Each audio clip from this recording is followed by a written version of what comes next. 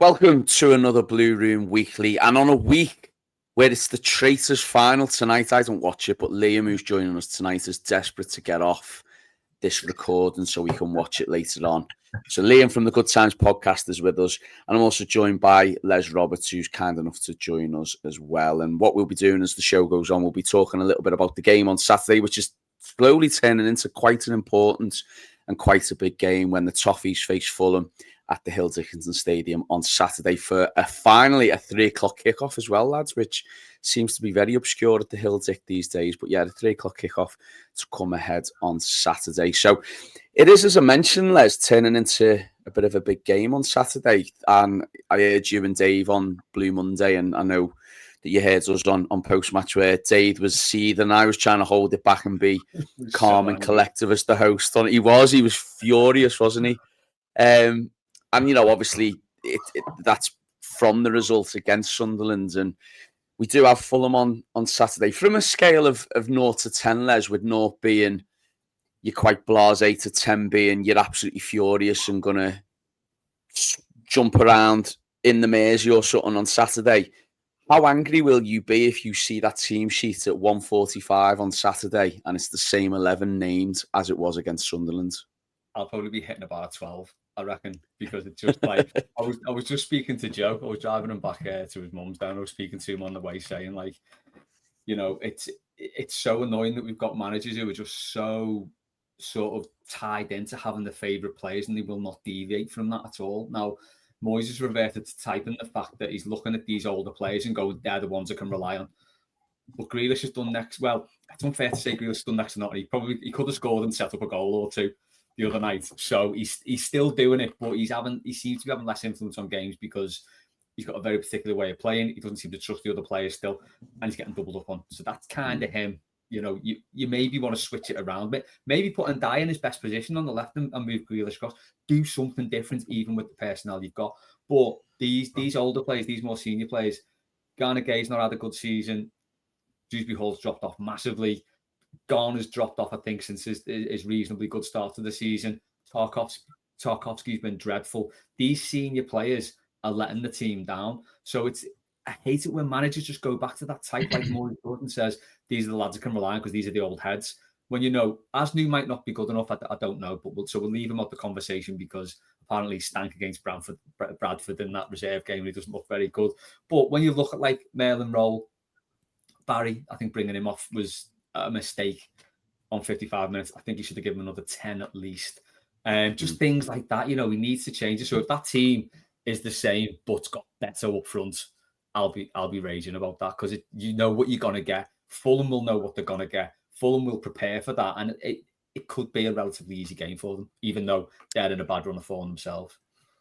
Yeah, you get the feeling with Marco Silva as well, even though he was positively unlucky as Everton manager. You get the feeling that he's got a bit about him to find a way to cut through us. He's that type of wily manager, isn't he? And I think Liam going into the game Saturday, you know, I am concerned. I think Everton will be ultimately fine. And I think we've got good enough players, and I think we've got the signs, and we have got the players there that form a good squad. I think it's just fitting in at the moment. And my initial reaction post Sunderland was that it just felt so unbalanced. The team just feels very unbalanced at the moment. And I think, you know, all the points that I've heard listening to our shows in reflection to the Sunderland game was the fact that, like what Les has just said there, you know, it seems like David Moyes is very reluctant to change and he's reverting to type. And, you know, I sort of asked that question sort of in jest and a little bit of tongue in cheek about if it's the same starting 11 going into the game on Saturday.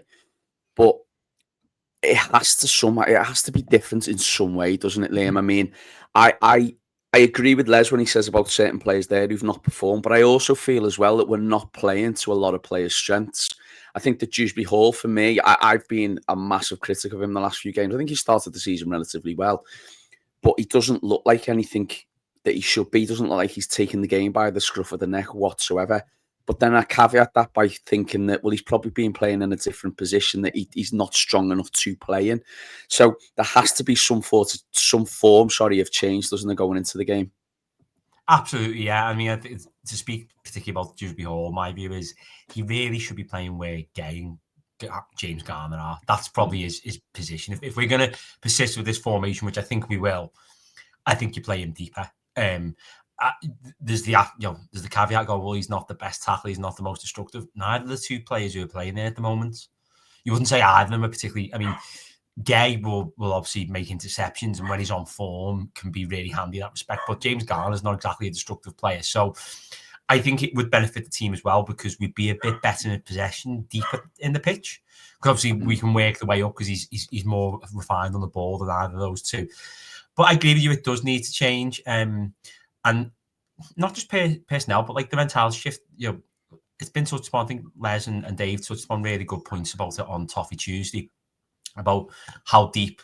They gave credit to Jamie Carragher. But I mentioned it on the Spurs post-match, how deep we are when we defend the times. Tarkowski is a big issue with that because there's two instances, like as Les, I think was it yourself or Dave, I forget which one of you pointed out, the Leeds pen, that goal.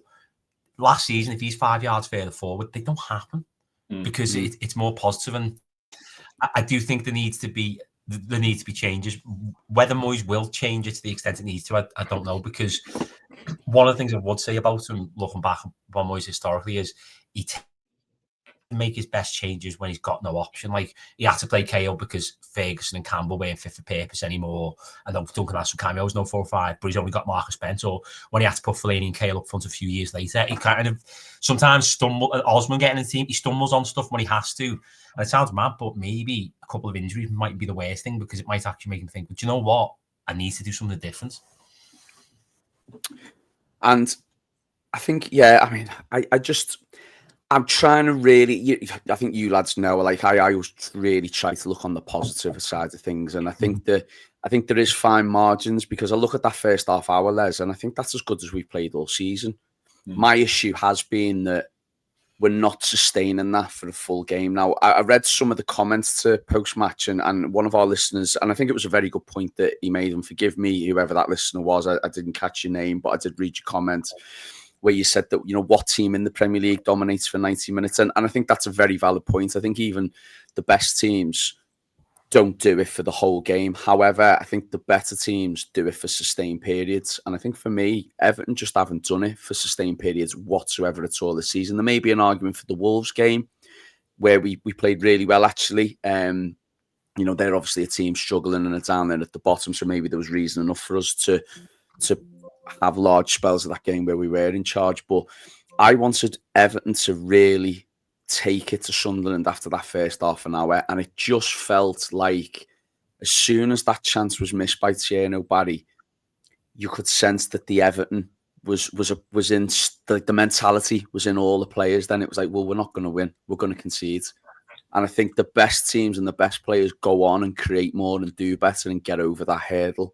And I think we almost need that second goal really to calm ourselves down and to assure ourselves of the win. So I think that going into this game, I think we've talked about the changes that have to be made, but I think for me there's a fear there of a change, and I can understand why Moyes maybe has it. And the reason being is because for a long time on this show and shows we've done, we've all come on, all of us, and said, I'd like to see such and such come in. Like, personally, me, I'd like to see Merlin Rowe given a start. I'd like to see Diblin give a start. And I'd like to see Tierno Barry given a really lengthy period of games now and a lengthy period of game time on the pitch as well. Them three might come in, hypothetically, on Saturday and have three stinkers. And then you know what happens?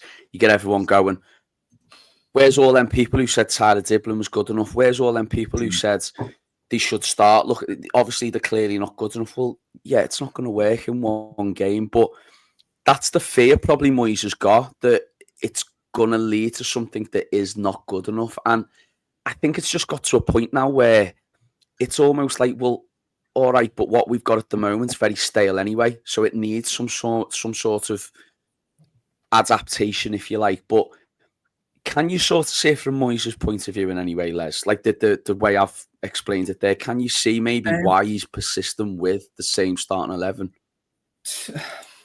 The comment was the Blues 8840, by the way. I knew it would be. He's always good for a counterpoint. He always tempers our comments with his own comment. It's like a good counterpoint. So yeah, he's always good for a comment. No, with Moyes, no, because I think it's I think he's being a bit of a shithouse, to be honest, because if you're in charge of a team, you look at that team, you look at that squad, and you try and play players in their best position in a formation that suits them. Now, start of the season, that probably was working. Even though you look at if we look back at games like Brighton objectively, I think we were comfortable for pretty much all that game, but could easily have gone the other way. Palace, we were dreadful for 60 minutes. Villa, we were decent, should have beat them, didn't. West Ham lost at last 20. Games like that, like you say, we've never been in the game the whole time. So as a manager, if you see something's not working, you've got to change it. You can't, how often do we have this with managers? We had it with Martinez, who was absolutely wedded to that system, no matter who the players were. It wasn't working, but the same thing next week. We'll just keep doing the same thing. And Moyes has fell into that trap because it isn't working. We're too easy to suss out. And basically, if Ndiaye isn't doing it, Everton aren't doing it. And, you look at that first 30 minutes against Sunderland where we battered them. Their manager makes changes there and he looks at the game and they get on top. And then Everton reacted to that in the second half by going deeper, by thinking, I'll tell you what, lads, we'll just ride out the second half here or ride out the first 20, that old cliche. I mean, every manager does it and it's a fair point. You just want to keep it compact, but we backed up and backed up and backed up until you get the situation, Liam, like you said, Tarkovsky's on the edge of the 6-yard box and the keeper's got no chance. He's in his way, like he's done a lot of the time. So I think as much as you can blame Tarkovsky for that, you can blame the manager for not being proactive enough and not saying, okay, these got back into the game, let's get on the front foot like we did. And, if you need to make a change, make that change.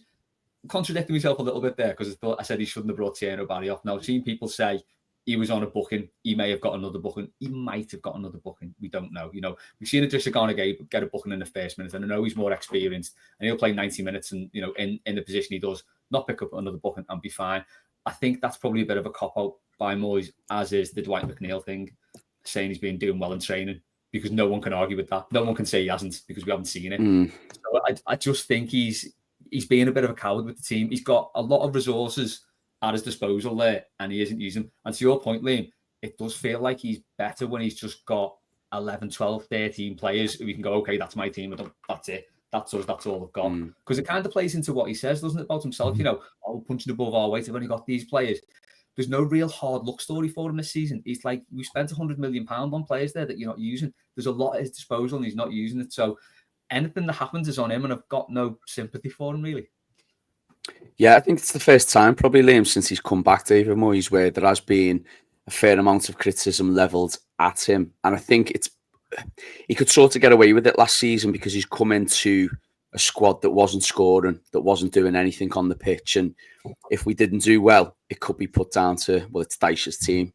And as Les has quite rightly said there, 100 million spent. And the stats are worrying for me about the lack of game time for the players. I know there was a stat that did the rounds about debutants, Premier League debutants, which was a little bit skewed because that didn't count for instance, Dewsbury Hall, because Dewsbury Hall's obviously played in the Premier League and been a Premier League debutant before, but he's only given...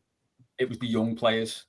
So the young players have got... There was one... Did you see the one as well about, sorry to cut you off, Les, did you see the one, I think Sky put it up, where they were saying that out of all the clubs, Everton have given the least minutes to debutants this season. So the counter argument to that as well, he signed Dewsbury Hall, for instance, who's played, and Jack Grealish, who's played more or less every game. So he has given minutes to signings, but to come back to your point, what you were just going to say, Les, he's given signings to those who are Premier League ready. And I think this is becoming an issue now. And I know you touched on it a lot on Blue Monday, Toffee Tuesday, this week, Les, about the young players. But I also saw, and I haven't heard this banged about much recently, but I saw on Sky as well the other night that we've got the 4th highest average age in the Premier League. And that's a worry for me. Now, the average age of the squad, I think, or the team at the moment is something like 28, which isn't old, but that obviously means there's a few players in there who are of age, wrong side of 30, should we say.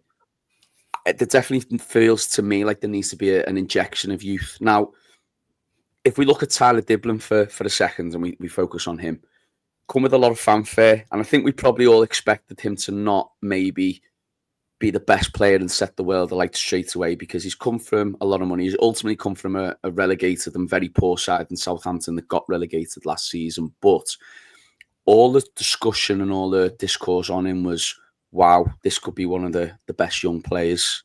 This could be a real special player in time. And everyone who's anyone in the game has spoke very highly of Diblin and how he looks and performs. And I actually thought that, if you remember the game at Anfield when he brought him on, I actually thought he did okay. Mm-hmm. I thought it was quite poor to take him off in the situation he did against Palace, because I don't think, although he was poor that game, I don't think he was the poorest player on the pitch for that game against Palace. And this is, again, going back to your point, Les, that there's players who are playing just as poor who are not getting the same treatment. And they seem to be his favourites. Dewsbury Hall, for one of them, for instance. I know we got taken off against Sunderland, but Dewsbury Hall's played as bad as anyone this season in that game on Monday. Never got hooked. The players who started against Wolves in the cup game took them off at half-time straight away, but still leaving other poor players and other poor performers on the pitch. But like I was saying, going back to Diblin, I'm going off on a slight tangent there. I'd just like to see that lad get game time. I really would. And look, he might struggle for 6 games. He might struggle and not look the finished article. He's a teenager. Of course, that's going to happen at times. But I also feel as well that there could be a plus side to that the more game time and the more development. I mean, how can these players get Premier League experience if they're not playing? And it feels to me, Liam, that because of the changes that we think we need now, I'd look at Diblin and think, why not? Why not just try that something different and bring some of these newer players in? Yeah, absolutely. I mean, I think the other thing with Diblin as well, as much as we're on our best financial footing than we have been for the past few years, we're still not in a position where we can spend £40 million on players who aren't playing. We're not at that level of a club. You look at what City did in the January window. They brought in like Reece and Kuchinov and Marmoush, and they're like fringe players, or they've been loaned out. We're not in a position where we can do that. And it might be Moyes isn't liking what he's seen in training. Obviously, that might be, maybe the McNeil thing wasn't necessarily a praise of McNeil. It was more saying to everyone else, listen, I'm not impressed with what I'm seeing with you. But as you say, there are people there who've been given chance after chance and they're not impressing. And I think now he has to change it up, because this is a very different Everton he's in charge of. And I think that might be one of the issues. The Everton in the past, like, obviously, our podcast covers it. The Everton finishes 4th, then drops to 11. He won't get that sort of buffer from the Freakins. He won't have patience that Bill Kenwright does. For God's sake, Roma, they sacked Daniel De Rossi. That's like us sacking Peter Reid. It'd just be like the fans would be up in arms. I mean, Reid, he was a bit average. I'm kind of glad he never became Everton manager, because it could have got messy. The thing is, right, they're not afraid of making big decisions, and I think. Forgive me, was it Paddy on the byline said, if they're going to back the players they spent hundreds of millions of pounds on, or the manager who's only on a 2-year deal or 3-year deal, he's not going to win that. So I think he needs to read the room a little bit on that. But I do think he needs to try something different, even not just in terms of personnel, but system. Like, I'm not suggesting this is an idea, but something came up in a conversation with Dad, but he said, something's mad as throw Barry and Beto up there, just do something a bit different. Now, I'm not saying that will necessarily work, but try something, because the thing with us at the moment is, even if we change personnel, teams know what we're going to do, how we're going to set up. If Ndai's not fit on Saturday, like, okay, well, Diblin's going to come in, or Alcaraz is going to play there. If just we'll spend, okay, well, they'll push someone up in there, or might be if Roll comes in, he's going to sit where Garner is. There's no kind of flexibility or ingenuity to it at the moment, and it's stifling some of our players. You're saying before about Jack Grealish on Monday, he was a bit quiet, but he still hits the post, and that pass to Alcaraz was perfect. Alcaraz should have scored from, even in games he's not featuring, he's still having an impact. But if we change our system and make things more free-flowing than they currently are, then he's going to shine even more. And at the beginning of the season, it was refreshing to see the interplay between the three behind the striker, but I do feel, because it's been so set for several weeks now, it's just gone a tad stale, and we just need, we do need to make those changes. But I do think Moyes is in a bit of a difficult position coming into this game. I'm not calling for his head or anything, but I feel like things aren't as secure as he's probably used to in the past, where he got a bit more rope. For how many times in seasons like 09, 10, 10, 11, where he started off and we're like 12th in January, and then we have a brilliant second half season. I'm not sure you'll get that sort of patience. Yeah, I think for me as well, it's not a matter of the results. So I think the one win in 7, and that was Palace, who like were their kryptonite. It's like that's bad enough in itself. But I think if we could have seen something in the performances, maybe even it's a bit of recency bias, isn't it? If we'd have started the first hour against Sunderland crap and played that last half hour and got the equaliser and go into this game on a bit of a high, it totally flips like how you see this. Like the Palace game, isn't it? They like say this because that's what is the reverse of that, wasn't it? Yeah, exactly. But I think the issue for us is we're not seeing anything tangibly different that would make us say, okay, I can see what he's doing here. I can see how this could work. And also just a quick one on Diblin as well. He has played 33 Premier League games for Southampton, by the way. So he has got basically a full season's experience, and he's still not prepared to use them. And I think that is frustrating because, you know, we don't know what he's like, but he's a winger who looks like he could be a really exciting player and the sort of player who will get us off our seats. And that's what we want to see. Isn't it? You sign a young player like that, you want to see him play. I mean, like I remember shouting, get Ed and Talon to Walter Smith years ago, just for something different. We're not at that level quite yet, but it's like it's frustrating, isn't it?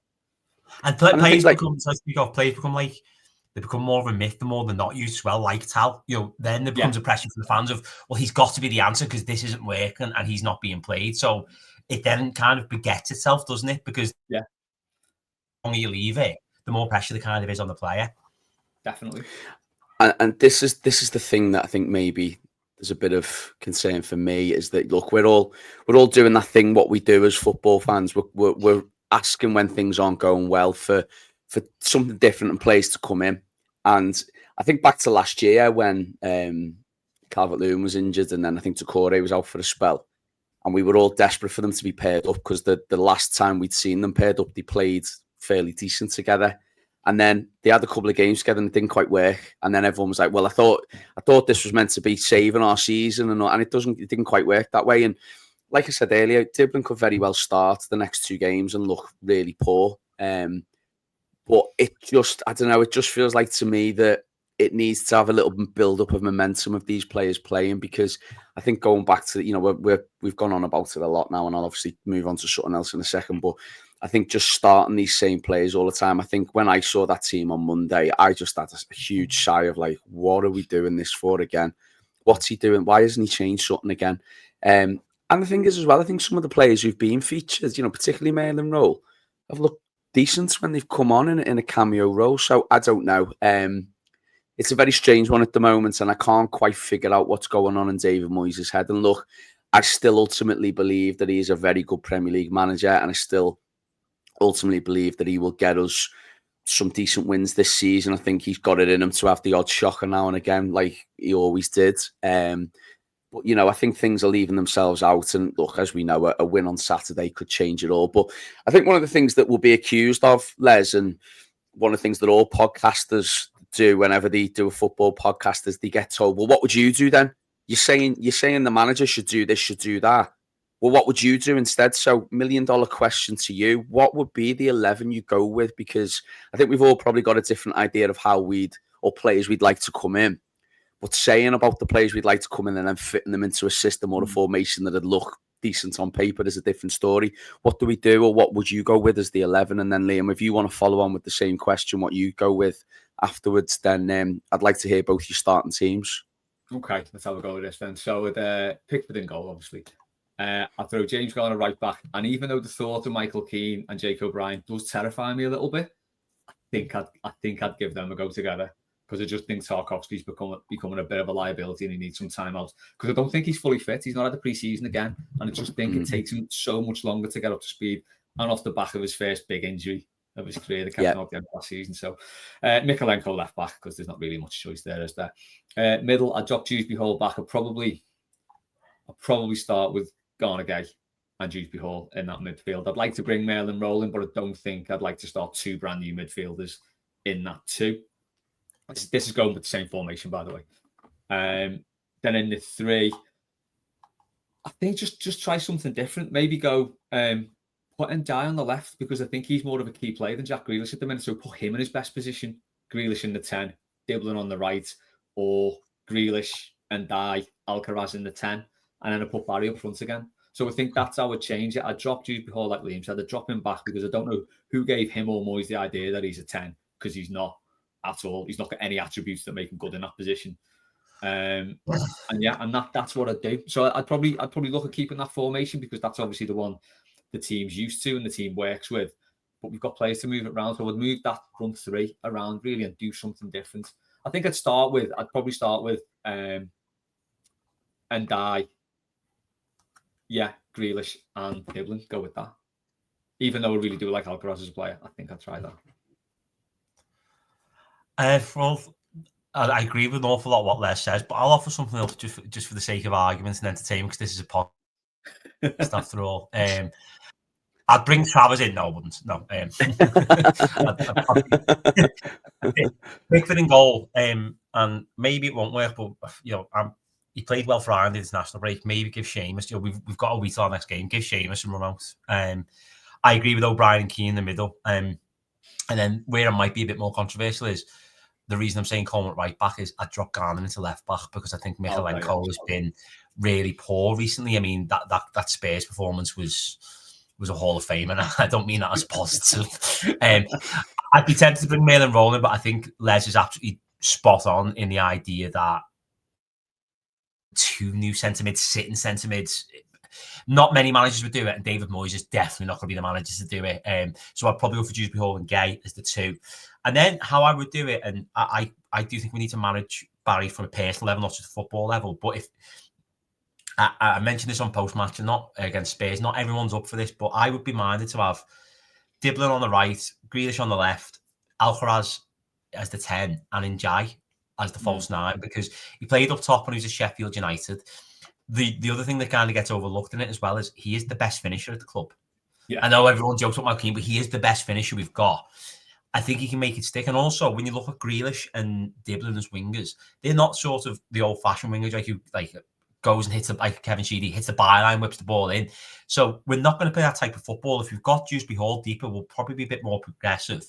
And the beauty of having Alcaraz is he wouldn't leave any striker as isolated as Dewsbury Hall does, because he actually gets forward and breaks the lines. I do think, and that's not criticism of Dewsbury Hall, because he's just doing what he's asked, but he's not as naturally inventive as Alcaraz is, and I think that would help. Do I think in a million years David Moyes is going to be so bold with his lineup? I have my doubts, but I'd be tempted to try that, because, yeah, you're staying with your principles, but you are trying something different. And the beauty of those 4 players, Diblin, Alcaraz, Grealish, and Ndiaye, is they could all really kind of pop up anywhere. Someone goes on the right, someone goes in the middle, and yeah, it might sound fanciful, but against Fulham, you would imagine we're probably on the front foot. They're probably going to hit on the counter with some of the players they got. They obviously brought in Kevin from Shakhtar, and they've got Chukwueze, they've got some pace. Obviously, Iwobi, we know, is a dangerous player. I'm sure my podcast co-host won't agree with that, but we know he can be a very a very dangerous player on his day. So, but I feel like Fulham are a team that can dominate the ball. So let's go and be inventive and try and take control of the game. Both of your well, I'm just about to say, I think both of your teams there, if I saw that as the starting 11, I think I'd have a bit of a spring in my step going into the stadium, because I think, listen, both your teams might ultimately fail and be miserable, right? It might be miserable performances, but I also think the feeling I'd have if I saw the same 11 again would be just as miserable. And I just think that, we've talked about it completely, but I just think that, something a bit different might just get us. And listen, Liam, you made a great point at the start about the fact that he stumbled at times in his past as an Everton manager. Mm-hmm. He stumbled on things that have worked, and who knows, one of them might work. Who's to say? I think what I do, I'd probably go with obviously Pickford. I think James Garner at right back, I really like the idea of. I just get the feeling with James Garner, as good as a season as well as he's played this season, I just get the feeling he thinks he's better than he is in that midfield role. I think he feels that he's like the ultimate ball-playing, hard-working midfielder, and I don't always see it. Whereas when he has played the full-back, particularly when he was at left-back, I thought he did a great job at left-back, and I think I agree with you, Les. I've heard you say multiple times he just seems more suited and like a better player at right back than he is a midfielder. So he's built like a right back. Remember, he's built like a right back. He is, isn't he? Yeah, he is. He can get up and down, and he can, God, we haven't had a right back. Who, as good as Coleman was, we haven't had a right back for God knows how long who can cross a ball, and he actually can cross a ball. So him at right back. I agree with the Keane and O'Brien thing. I mean, this will never happen, but I do agree with the Keane and O'Brien thing because I think Tarkowski just needs a game or two out, and he'll come back the stronger for it. Keane and O'Brien, sorry, I meant to say Keane and O'Brien at centre back, Michalenko left back. I would do something a little bit different. I would have 3 players in the centre rather than a 10. And I think what I'd do is I'd have Dewsbury Hall, Gay, and I think I would go for Mail and Rowe, I know what you're saying about the two new players, but I just think they give us I think Mail and Rowe's a good carrier of the ball, and I think he will get us forwards 20, 30 yards potentially. I think that having Gay and Dewsbury Hall, I hate this phrase and I apologise for saying this, and I know this is like such a cliche to say. Dewsbury Hall for me looks like someone who can get it off the back four like a quarterback and then travel with it. And so I apologise for using that phrase, I really do. But I'd rather him get the ball from deeper than get it from a higher position because I think he's such a much better ball playing midfielder, and I think he'd be suited to that. So having someone like him a little bit deeper alongside Gay who will go up and down and do the direct stuff for you, and then a Rowe who can carry the ball. I just think that gives us a little bit of solidity in the middle. I may be wrong. That's just my feeling on it. And then I think what I would do, and this is a bit left field and probably get slagged off in the comments for this, or people are probably thinking, what is he on about? I'd do Njai, Grealish and Alcaraz. I'd start Alcaraz as maybe a false nine because I think Alcaraz's natural game, he'll come a bit deeper. Because look, we're not scoring goals. So we can get goals in other areas where, I think about Alcaraz's header at Newcastle last game of the season. It was a late run and it was a header in the box. So I think starting him there, I think that just gives us that little bit of solidity, but then you've got a lot of creativity there as well. And I think that as much as I'd like to see Barry really work for him and give him some time, and I think you made the great point, Liam, about from a player looking after a player point of view, probably give him a start as well and get him, feeling better. I'm just a bit bored of the Barry Beto swapping. I'm over that now.